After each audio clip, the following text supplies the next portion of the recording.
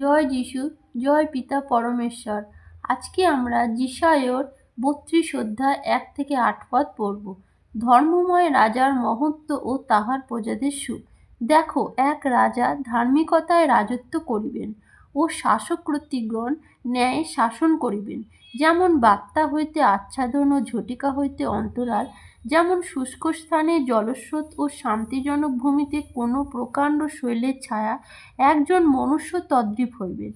তখন দর্শকদের চক্ষু মুদ্রিত থাকিবে না, আর শ্রোতাদের কর্ণ অবধান করিবে, আর চপল লোকেদের চিত্ত জ্ঞান পাইবে, এবং তদলাদের জিহ্বা সহজে স্পষ্ট কথা কহিবে।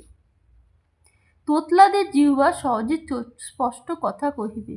মূঢ়কে আর মহাত্ম বলা যাইবে না, এবং খল আর উদার বলিয়া আখ্যাত হইবে না, কেননা মূঢ়তার কথা কহিবে ও তাহার মন দুষ্টতায় কল্পনা করিবে।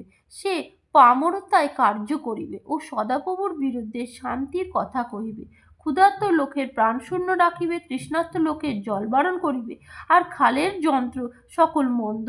সে মিথ্যা কথা আর নম্রদিগকে নষ্ট করিবার জন্য যখন দরিদ্র ব্যক্তির ন্যায় কথা বলে, তখনও কুসংকল্প করে, কিন্তু মহাত্মের সংকল্প করে, এবং সে মহাত্ম পথে স্থির থাকে। আমিন।